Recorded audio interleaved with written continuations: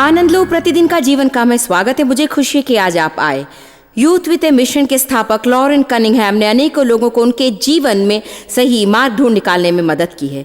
अपने लक्ष्य को पूरा करने के महत्व को वे जानते हैं। आज हम खुश हैं कि लॉरेन हमारे साथ हैं। दोबारा हमारी सभा में आने के लिए मुझे आनंद हुआ जॉयस। आपने एक अद्भुत पुस्तक लिखी है महिलाएं क्यों नहीं, जिसमें ये स्पष्ट किया गया है कि क्या परमेश्वर स्त्रियों को इस्तेमाल कर सकता है या नहीं। कई महिलाओं को उनका लक्ष्य पूरा करने नहीं दिया जाता और कुछ महिलाएं कभी भी अपना लक्ष्य पूरा करने की कोशिश करती हैं क्योंकि उन्हें लगता है कि वे वैसा नहीं कर सकती हैं। मैं नहीं जानती कि ऐसी कितनी कुंठित महिलाएं हैं जिनमें वो योग्यता है जो परमेश्वर ने उनमें रखी है, फिर भी उन्हें लगता है कि समाज या उनके परिवार वालों ने उन्हें अयोग्य का नाम दे रखा है। ये दुख की वो परमेश्वर से प्राप्त वरदान है जिसे आपको प्रकट करना है। परिणाम स्वरूप जब महिलाएं उसे प्रकट करती है तब आप सब प्रकार की अद्भुत घटनाएं देखते हैं। सबसे पहले कल रात में फ्रांस नाम के व्यक्ति का लेख पढ़ रहा था, FRANZ उनका लेख पढ़ रहा था, जिसने 100 वर्ष पूर्व की बात कही थी। मान लीजिए कि जहाज अभी भी डूबा हो और वहां पर बहुत से लोग खड़े हो और पुरुष उन्हें नाव में बिठा रहे हैं और अचानक महिला एक नाव में आ जाए और उनका हाथ बटाने लगे तो पुरुष उन पर चिल्ला के कहेंगे तुम ये नहीं कर सकते हो, तुम महिलाएं हो। उन्होंने कहा जो लोग मर रहे हैं उनके विषय में क्या। सचमुच हम इस बात पर ध्यान नहीं देते हैं। सिर्फ यह कि निराशाओं के बारे में नहीं, परंतु भजन संहिता 68:11 में दाऊद ने कहा कि स्त्रियों की एक बहुत ही बड़ी महान सेना होगी जो शुभ संदेश को घोषित करते आएगी। और पुनरुत्थान का संदेश सबसे पहले परमेश्वर ने स्त्री के मुख से ही कहलवाया था। वो सबसे पहले प्रेरित के पास नहीं गया बल्कि स्त्री के पास गया। क्या ये आपको दुर्घटना लगती है? प्रभु दुर्घटना नहीं करता। उस संदेश को सुनने के लिए उसने महिलाओं को चुना। जब यीशु पृथ्वी पर सबसे श्रेष्ठ सेवा के कार्य में से होकर जा रहे थे, ये कि संसार के पापों के लिए मरने वाले थे, उत्तम बलिदान होने जा रहे थे, इसलिए परमेश्वर ने जगत से इतना प्रेम रखा कि उसने उसे दिया। किसने उस पर अभिषेक किया? हमेशा एक अभिषेक होता है, वो एक स्त्री थी। परमेश्वर का वचन कहता है कि जहां कहीं इस सुसमाचार का प्रचार किया जाएगा उसके कर्म का उल्लेख किया जाएगा। सच कहा। हम इसके बारे में नहीं कहते हैं क्योंकि कई लोग नहीं मानते हैं कि स्त्री परमेश्वर के पुत्र का अभिषेक कर सकती है। खास तौर से उस जैसी स्त्री जो बिगड़े हुए चरित्र की थी। इस घटना को लेकर तरह तरह की बातें कही गई क्योंकि वो बहुत ही बुरी और घोर पापी थी। लेकिन उद्धार पाने के बाद बिल्कुल ठीक उद्धार पा लेना ही सबसे मुख्य बात है। शुद्ध किए जाने के बाद में वो हमें सामर्थ से भी भर सकता है। नियुक्त न किए गए का वो अभिषेक नहीं करता है। जब कभी आप अभिषेक को महसूस करते हैं आप समझ सकते हैं कि वो नियुक्त है। यदि आप इनके जीवन को देखें, जैसे Deborah, Esther, Abigail, Halda, Miriam, तो बाइबल में स्थान प्राप्त इन महिलाओं पर उनके काल में भविष्यवक्ता होने का विशेष अभिषेक रहा है। इन पर तो खास अभिषेक था। और देखिए, मिरियम तो करोड़ों पर नेतृत्व करती थी। वो 3 नेताओं में से एक थी। मीका 6:4 कहता है कि परमेश्वर ने उनके आगे 3 नेताओं को भेजा। एक था मूसा, दूसरा हारून, तीसरा उनके साथ मिरियम थी। क्या आप सोच सकते हैं कि जब इज़राइल का एक राष्ट्र के रूप में निर्माण किया जा रहा था तब निर्जन प्रदेश में लगभग 2 करोड़ लोगों के ऊपर इसकी जिम्मेदारी थी। एक नेता के नाते उनकी अनोखी सेवकाई रही, लेकिन इसके साथ साथ वो भविष्यवक्तिनी थी और आराधना में अगुवाई करती थी। और जब हम ये जान जाते हैं कि उसने अकेले क्या किया है, और जब कुछ लोग कहते हैं कि स्त्री कभी नेता नहीं हो सकती, आप कहेंगे रुकिए, क्या परमेश्वर ने गलती की है क्या? या पवित्र आत्मा अभिषेक देने के बाद कहता है ओहो मैंने गलती कर दी है? यदि प्रभु नहीं चाहता कि उनका इस्तेमाल करें तो फिर वो नेतृत्व करने की क्षमता भला उन्हें क्यों दे? वो अन्याय नहीं करेगा। बिल्कुल सही। वो कहता है कि अच्छा मैंने तुम्हें आंखें दी है तो उसे बंद रखो। आप वैसे नहीं करते हैं। एक मनुष्य होने के नाते हम यदि न्याय प्रिय हो तो ऐसा कभी नहीं करेंगे, और प्रभु भी ऐसा नहीं करता है, परंतु मनुष्य करेगा। हम रीति रिवाजों को बनाते हैं। यीशु ने कहा कि उस रीति रिवाज के बारे में बहुत कुछ कहा गया है जो हर एक को बांध कर रखती हैं। ये रीति रिवाज मनुष्य द्वारा निर्मित है। देखिए, पुराने नियम में 12 स्त्रियों के बारे में पढ़ते हैं जो भविष्यवक्ताएं थी। उसके बाद नए नियम में हम देखते हैं कि फिलिपुस की 4 बेटियां थी जो भविष्यवक्ताएं थी। मैं भविष्यवक्ता पद का उपयोग कर रहा हूं क्योंकि वो सबके लिए ठीक लगता है। बताइए कि भविष्यद्वक्ता होने का तात्पर्य क्या होता है? पुराने नियम में भविष्यवक्ता तो प्रार्थना करके परमेश्वर से प्राप्त वचन लोगों को बताते हैं। कभी कभी ये भविष्यवाणी होती थी, भविष्य के बारे में बताना, और बाकी समय ये वर्तमान के विषय में उपदेश देना था। इन दोनों तरीकों से वे कार्य करते थे। ये याजकों की जिम्मेदारी का भी व्याख्यान है। मार्टिन लूथर के काल से हम विश्वासी क्या ये मानते हैं कि 50% मसीह याजक है या फिर सब लोग याजक है?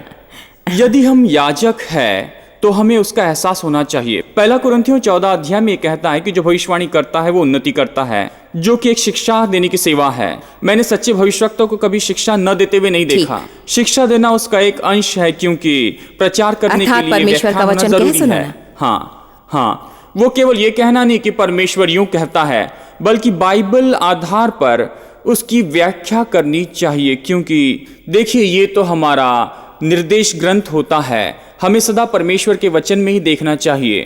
पहला कुरिन्थियों अध्याय 14 में पौलुस कलीसिया में क्रमबद्धता के बारे में हमें बताता है कि वो कहता है, तुम भविष्यवाणी करते हो तो इस रीति से करो। तुम सब एक एक करके भविष्यवाणी कर सकते हो। परमेश्वर क्रमबद्धता का परमेश्वर है।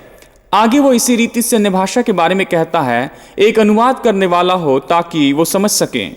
आगे वो स्त्रियों से कहता है कि स्त्रियां कलीसिया की सभा में चुप रहें और घर में अपने अपने पति से पूछें।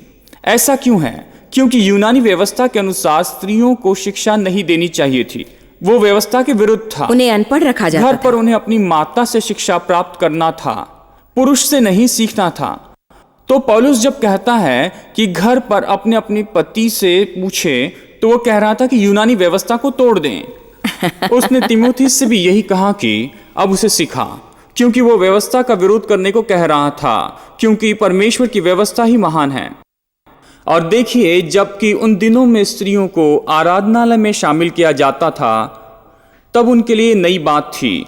और देखिए, आराधनालय में उन्हें कभी कभी बालकनी में बैठा दिया जाता था, और कुछ मसीही कलीसियाओं में कुछ समय तक इसी रीति से अगुवाई की गई। पत्नी वहां ऊपर में अपने पति को पूछती थी, हे जॉन, मैं पुनरुत्थान शब्द का अर्थ नहीं जानती हूँ। हाँ। बिल्कुल नहीं, उसे सिखाया नहीं गया है। पौलुस ने कहा, कलीसिया में चुप रहो। यदि चुप रहने का तात्पर्य यह था कि खामोश खामोश, बिल्कुल शांत और कुछ भी ना बोलें, कुछ भी नहीं बोलें, आप खांस नहीं सकते, गा नहीं सकते, धीमी आवाज में प्रार्थना नहीं कर सकते, आपको खामोश रहना चाहिए, या ये ऐसा नहीं था कि जो कि एक सांस्कृतिक समस्या थी जिसमें स्त्रियां शब्दों का अर्थ या पहचान न जानते हुए भी चिल्लाकर उसे कह सकती थी, पुरुष से पूछ सकती थी। 3 अध्याय पहले 11वें अध्याय में वो बताता है कि स्त्रियों को भविष्यवाणी के रूप में समूह में किस तरह से बोलना चाहिए। हमें उसके बारे में बताइए। तो 11वें अध्याय में वो बताता है कि उन्हें किस तरह के कपड़े पहनना चाहिए। उन दिनों में बहुत सी वेश्याएं हुआ करती थी, और सबसे पहले जू और गंदगी के कारण अपना सिर मुंडन करवा देती थी, लेकिन वो वेश्याओं का चिन्ह था ताकि पुरुष उसे देखते पहचाने कि वो वेश्या है। मंदिर में बहुत सी वेश्याएं रहती थी। देखिए, वो तो एक प्रकार का यौन, वो आराधना करते थे। वे शराब, नशीले पदार्थ और यौन संबंध के द्वारा वे उसे आत्मिक तन्मयता का नाम देते थे। अपनी उस वेशभूषा और रंग रूप के कारण मसीह स्त्रियों को अलग कर दिया जाता था। इसलिए उन्होंने कहा, ठीक, ऐसा मत करो, अपना सिर ढक लो, क्योंकि वास्तव में ये तो तुम्हारे पति के विरुद्ध में भी अपराध और है। उसने कहा, प्रार्थना और भविष्यवाणी करते समय भी अपना प्रार्थना और भविष्यवाणी करते समय उसने ये नहीं कहा कि प्रार्थना मत करो। सचमुच हनन्या, प्यारी हनन्या उस महान घड़ी की प्रतीक्षा में थी जब उसने इतिहास के रंगमंच पर कदम रखकर पूरे संसार को बताया कि ये सब मंदिर में, सबके सामने हुआ था, मंदिर में हुआ था। उसने घोषणा की कि ये यीशु है, मसीहा आ रहा है। इससे पहले किसी भी पुरुष को यह सौभाग्य प्राप्त नहीं हुआ था, केवल एक स्त्री को मिला। पुरुष के रीति रिवाजों को परमेश्वर एक एक करके तोड़ रहा था।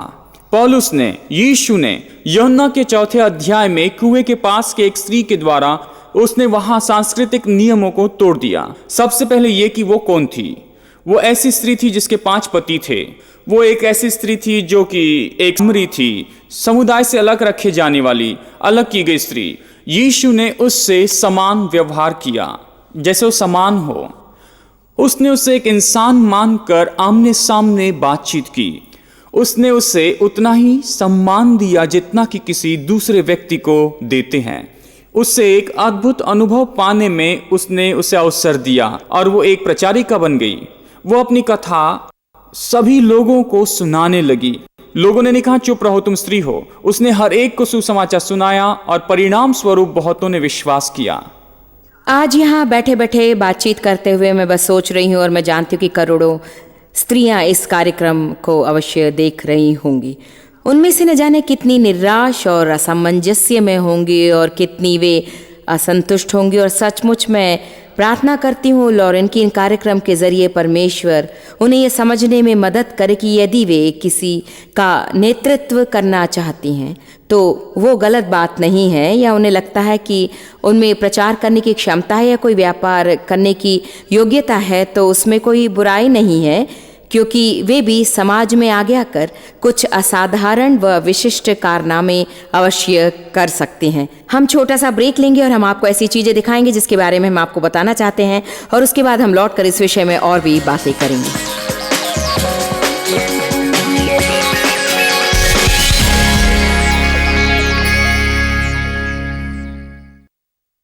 आज हम एक महत्वपूर्ण विषय को लेकर लॉरेन कनिंघम से बातचीत कर रहे हैं, जिसका हम एक विश्वासी के नाते हम हमेशा सामना करते रहेंगे। ये कि परमेश्वर द्वारा निश्चित लक्ष्य को पाना। खास तौर से हम स्त्रियों के बारे में बातचीत कर रहे हैं। ये कि क्या परमेश्वर स्त्रियों को इस्तेमाल कर रहा है, क्या स्त्री को कोने में निराश पड़े रहने की मजबूरी है इसलिए कि वे मन ही मन कुछ करने की इच्छा होते हुए भी समाज के डर से या उन नियमों के कारण चुपचाप बैठी रहती हैं। तो लॉरेन, स्त्रियों को इस प्रकार के बंधनों से छुड़ाते हुए हमें बड़ा मजा आ रहा है ना? जब आप देखिए बोल रही थी तब मैंने सोफी के विषय में सोचा, जो साउथ अमेरिका में है, जिन्होंने सैकड़ों कलीसियां बनाई, परंतु उन्हें हमेशा ये कहा गया कि स्त्रियां कलीसिया में प्रचार नहीं कर सकती, इसलिए वो बाहर से पुरुषों को एकत्रित करके पेड़ों के नीचे कहीं और प्रशिक्षित करके कलीसिया में प्रचार करने को भेजती। देखिए, कलीसिया कोई जगह नहीं, वो तो जनसमूह है। सच। देखिए, मैं सोचता हूँ मैरी स्लेसर के विषय। उन्होंने नाइजीरिया के पश्चिमी भागों में परमेश्वर की सेवकाई आरंभ की थी। उन्होंने वहां पर उस जगह सेवकाई शुरू की थी। वो तो देखिए सच में परमेश्वर की प्रभावशाली प्रेरित थी, जिन्होंने उस सारी जगह पर परमेश्वर के लिए कार्य किया। जहां वे गई वहां एक छोटी महिला के लिए यह उम्मीद करना साधारण सी बात नहीं थी। इंग्लैंड के मिशनरी सोसाइटी में से एक भी उन्हें भेजने को तैयार नहीं था, इसलिए वे एक रेस्टोरेंट में सिर्फ वेट्रेस बनकर रही। उन्होंने चाइना जाने के लिए, चीन में जाने के लिए ट्रेन का टिकट ले लिया। वो युद्ध और हर तरह की चीजों से होकर गुजरी। वो हर काल की एक सर्वश्रेष्ठ मिशनरी बन गई। लॉडी मून, चाइना की दक्षिणी बैप्टिस्ट मिशनरी ने उस जगह पर जाकर ऐसे कार्य आरंभ किए जो पुरुष कभी नहीं कर सकता था। हडसन टेलर ने भी अनेक स्त्रियों के बारे में ऐसे ही कहा है, जिन्होंने कठिन से कठिन जगह पर काम किया है। तो हम सभी के मन में यह बात रही है कि बाइबल में सब कुछ पक्का है, जो कुछ बाइबल में बताया गया है हमें बिल्कुल वैसे ही करना है, जबकि बाइबल में हर एक चीज के बारे में कही गई बातें पक्की नहीं है। कहा गया मैं मार्ग, सत्य और जीवन हूं, ये बात पक्की है, आप उस पर भरोसा रखते हैं। खून नहीं करना चाहिए, ये बात पक्की है। लेकिन पुरुषों के लिए कहा गया है 1 कुरिन्थियों 11 अध्याय में, अपने बाल ना बढ़ाएं। हाँ, 1 मिनट रुकिए। परमेश्वर ने शिमशोन से कहा कि बाल बढ़ाओ। जब हिप्पीज का फैशन चल रहा था तब किसी ने शिमशोन के बारे में प्रचार नहीं किया, क्योंकि वे नहीं चाहते थे कि हिप्पीज अपने बालों को लंबा करें। अब देखिए, लंबा तो कितना लंबा है। हाँ। ये एक सापेक्षित कथन है। सच कहा। मेरी पत्नी हमेशा कहती कि मेरे बाल जरूरत से ज्यादा लंबे हैं, तो मैं कहता हूं जाकर इसे कटवा दो। और वास्तव में देखा जाए तो जो कुछ भी परमेश्वर एक निश्चित संदर्भ में कहता है वो उस परिस्थिति से संबंधित होता है। में पौलुस ने जो कहा उस पर जरा विचार करें। पौलुस स्त्रियों से कहता है कि उन्हें किस तरह से सजना चाहिए, बहुमूल्य आभूषण नहीं पहनना चाहिए और उन्हें सोना धारण नहीं करना चाहिए। तो इसको लेकर काफ़ी चर्चा होती आ रही है। हम जानते हैं कि मसीहों में से एक समुदाय के लोग गहने नहीं पहनते, वे स्त्रियों को मेकअप करने से मना करते हैं और वगैरह वगैरह। क्या ये पक्की बात थी या कोई सांस्कृतिक बात थी? वास्तव में पौलुस उस समय इफिसियुस में रहने वाले तिमुथियुस को ये पत्र लिखता है। वो तो पूजा करते थे अर्थमेस देवी की। अर्थमेस यौन देवी मानी जाती थी और उसकी बहुत सी मूर्तियां बनाई गई थी। वो 3 मंजिल की ऊंची थी और वो संगमरमर की बनी हुई थी। कल्पना कीजिए कि उसका प्रभाव क्या होगा। और देखिए इतने ऊंचे मंदिर में लगभग 5000 से अधिक वेश्याएं थी। वे अपना मुंडन तो कर सकती थी, लेकिन कुरिन्थियों में बालों को काटा जा सकता था। इसलिए पौलुस ने स्त्री के बाल लंबे होने के विषय में बात कही है। यहां तक कि कहता है कि कलीसिया की स्त्रियों को मुंडन तथा बाल काटने न दे जो वेश्याएं करती है। पहला तीमुथियुस के अध्याय 2 में वो स्त्रियों के बारे में कहता है, ऐसा मत करना तीमुथी, उन्हें ऐसा मत करने देना। तो आगे वो कहता है, स्त्री को यह सब नहीं करना चाहिए, पुरुषों को भी पवित्रता बनाए रखनी चाहिए। वो हमेशा स्त्रियों और पुरुषों दोनों को संबोधित करता था। आप इसे देख सकते हैं पहला थिस्सलुनीकियों और पहले कुरिन्थियों 7 में। जो कुछ उसने स्त्रियों के लिए कहा, पुरुषों के लिए भी कहा। और उसकी जीवन शैली यूनानी शैली यानी सांस्कृतिक रीति रिवाज के विरुद्ध थी। ये रब्बियों के उपदेशों के खिलाफ में थी। रब्बी उनको इस तरह से प्रार्थना करने सिखाते, धन्यवाद प्रभु तूने मुझे स्त्री या कुत्ता नहीं बनाया है ना, ये हर सुबह वो ये प्रार्थना करते हैं। खैर, ये विचारधारा तो बदलने लगी है। तो फिर हम देखते हैं कि पहला तीमुथी में वो कहता है स्त्रियों को ये नहीं करना चाहिए, और फिर वो स्त्रियों कहे बिना एक वचन स्त्री कहता है। और एक स्त्री को एक पुरुष को उपदेश देने की अनुमति नहीं देता है। उसको यहां पर उस शब्द को इस संदर्भ में रखना चाहिए कि वे क्या करते थे। मंदिर में रहने वाली स्त्रियां दिन भर पुरुषों से बातें करती थी। वे तो अनौपचारिक तौर पर शिक्षित थी। सही कहा। फिर वे तो पुरुषों को वहां पर भड़काती थी। यही उनका काम था कि पुरुषों को भड़काएं। अब देखिए, कलीसिया में भी वो ऐसा ही करती थी। वह एक स्त्री के लिए है और दोबारा स्त्रियों के बारे में कहा गया। यहाँ एक स्त्री हवा के विषय में कहा गया और फिर महिलाएं के विषय कहा गया। प्रसव के समय स्त्रियों को उद्धार पाना चाहिए। रुकिए एक मिनट। उद्धार पाने का एकमात्र रास्ता है, उसका उल्लेख ये इसी अध्याय में करता है। मनुष्य और परमेश्वर के बीच एक ही मध्यस्थ है, वो है यीशु मसीह। तो फिर क्या बच्चे पैदा करने से स्त्रियों का उद्धार हो सकता है? वास्तव में ये है, बालक के जन्म के द्वारा स्त्री उद्धार पाएगी। अर्थात वो जो स्त्री से जन्मेगा वो यीशु है। उत्पत्ति का 3 अध्याय पूरा होना है। तो जब आप लोग कानूनी पथ पर चलने लगते हैं और एक सापेक्षित कथन को पक्का मान लेते हैं तो वो कानून बन जाता है। यदि आप कोई पक्की बात लेते हैं जैसे यीशु ही मार्ग है और उसे सापेक्षित कथन बना लेते हैं, नहीं वो बुद्धि या किसी और मार्ग पर नहीं चलते हैं, तो ये वचन को आधार बनाकर बुरी आजादी है। लेकिन आजादी वही है जो यीशु ने हमें दी है, और पवित्र आत्मा हमें उस सत्य की ओर ले चलता है जो वास्तविक आजादी और स्वतंत्रता है। आप हमेशा जांच सकते हैं क्या वो आजादी की आत्मा है जो लोगों को उनके वरदान, उनके लक्ष्य, उनके बुलावे को कार्यशील करती है, या फिर वो वैधिकता है कि मेरे कहने पर ही तुम इसे कर सकते हो, परंतु मनुष्य इसमें गिरते चले जा रहा है। मुझे याद है लॉरेन, 20-25 साल पहले हम जिस कलीसिया में जाते थे वहाँ पवित्र आत्मा भरपूरी से उंडेला गया और मैंने उन दिनों पवित्र आत्मा का अभिषेक पाया। इसके फलस्वरूप और घर पर बाइबल अध्ययन पाठ चलाने के कारण मुझे अपने सामुदायिक कलीसिया से बाहर कर दिया गया, और उस समय हमने एक और कलीसिया ढूंढ निकाली। परंतु जो व्यक्ति उस कलीसिया का पासवान था वो एक विशाल सामुदायिक पृष्ठभूमि से था, और फिर भी उसके दिमाग में परमेश्वर द्वारा स्त्रियों का प्रयोग किया जाना, पुरुषों का अधिकार आदि के बारे में कई विचार थे।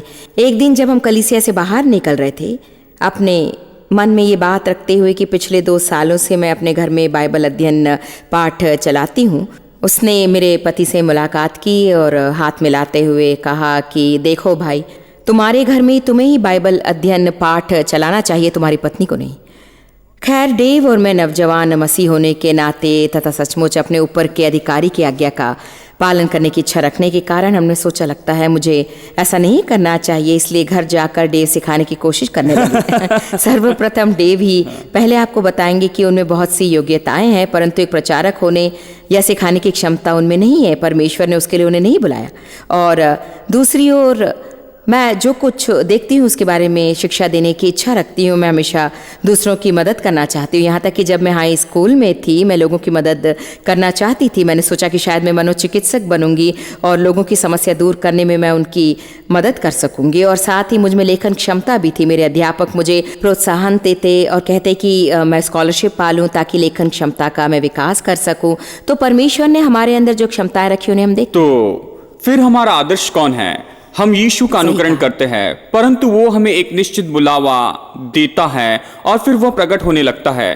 परमेश्वर ने जहां भी महान जागृति लाई है वहां स्त्रियों का प्रयोग किया है। अपने आप ही ऐसा होते जाता है। और कुछ धर्मशास्त्रियों को यह कहने में बहुत कुछ समय लगता है। वो कहते हैं कि रुको रुको रुको, तुम ऐसा नहीं कर सकते हो क्योंकि पवित्र आत्मा कहता है करो। योएल ने भविष्यवाणी की कि ये होगा ही। उसने कहा कि अंतिम दिनों में तुम्हारे पुत्र और पुत्रियों पर पवित्र आत्मा उंडेला जाएगा और वे भविष्यवाणियां निश्चय ही करेंगे। बिल्कुल सही। हाँ, यदि भविष्यवाणी प्रेरणा वगैरह शामिल हो तो उसका अर्थ उन्नति है, ये शिक्षा है और निश्चय शिक्षक होंगे और प्रेरित भी होंगे। देखिए यूनुस, रोमियो के 16 अध्याय में हम उसके विषय में देखते हैं कि ये यूनियस, तो बाइबल कहती है कि वो एक प्रेरित थी। हाँ। डॉक्टर गॉर्डन फी संसार भर के नया नियम धर्मशास्त्रियों में से श्रेष्ठ कहते हैं कि इसका बिल्कुल यही अर्थ होता है। यदि आप लोगों के जीवन को देखेंगे कि प्रेरित तो वही होता है जो सारी सेवकाइयों को करता है, वो अंश अंश करके एक एक के बाद में उसे करता है। परंतु जरूरी है, देखिए एक काम जो वो हमेशा करता है वो है नए काम का आरंभ अर्थात अन्वेषण। मैंने संसार भर में कई स्त्रियों को आरंभ का काम करते हुए देखा है। कैमचप्का में मैंने हमारे 2 कर्मचारियों को जाते हुए देखा और उन्होंने 27 कलीसियां को शुरू किया। हजारों लोग बदल गए। जहां कोई भी नहीं था वहां अचानक एकाएक महान जागृति आ गई। वे दोनों फ्रांस के पेरिस की स्त्रियां थी। तो पुरुषों की परंपरा बढ़ाकर हम परमेश्वर के कार्य में अड़चन पैदा करते चले जाते हैं। इसलिए मैं स्त्रियों से कहना चाहता हूं कि आप बिल्कुल वही करें जिसके लिए परमेश्वर ने आपको बुलाया है। आपको विद्रोही होने की जरूरत नहीं है। इससे ना आपको ना उनको ना सेवकाई को लाभ होगा। परमेश्वर बुरी साथ नहीं देगा। विचारधारा भी आपको नहीं रखनी चाहिए। बिल्कुल नहीं। कनाडा में एक दिन एक स्त्री ने मुझसे कहा कि वो अपने पास्टर के साथ थी और चर्च में थी। उसने कहा कि मैं प्रचार नहीं कर सकती हूँ क्योंकि वे मुझे मौका नहीं देते हैं। मैंने कहा प्रचार नहीं कर सकती, क्या मतलब है? वहां जाकर गलियों में जाकर प्रचार करो और सड़कों पर तुम्हें कोई नहीं रोकेगा। ये कनाडा है, यहाँ आजादी है। हाँ। गलियों में मैं तुम्हारा प्रचार नहीं करना चाहती। 1 मिनट रुकिए। जहां कहीं परमेश्वर रास्ता बनाता है वहां पर अपने वरदान का उपयोग करें। विद्रोही भाव से मत करें, वो गलत है। आपको उससे कुछ भी हासिल नहीं होगा और ना ही आपकी बातें सुनने वालों को। परंतु जब कभी हम पवित्र आत्मा की सामर्थ को प्रकट होते देखते हैं हमारा जीवन प्रभावित हो जाता है। एक है एलिस कॉकरन, वो हमारे सच्चे प्रवक्ताओं में से एक है जो भारत और नेपाल में काम करती है। नेपाल में सुसमाचार प्रचार करने के लिए वो जेल में थी। संकटों और परीक्षाओं का सामना करते हुए उसने चर्च और स्कूल की स्थापना की। ये सब उसने उपद्रव सहते हुए किया। उसने 3.5 वर्ष तक किया। लेकिन जिसे परमेश्वर चुनता है उसको इस्तेमाल भी करता है। और हमारे लिए ये कथन ठीक है, परमेश्वर तो परमेश्वर है और हर एक मनुष्य झूठा है। लॉरेन, ये बहुत बढ़िया रहा और फिर एक बार मैं आपको इस कार्यक्रम में शामिल होने के लिए धन्यवाद देती हूँ। याद रखिए कि हमें आपसे प्रेम है और चाहते हैं कि आप अपने जीवन के हर एक दिन का आनंद अवश्य उठाएं। प्रभु आपको आशीष दे।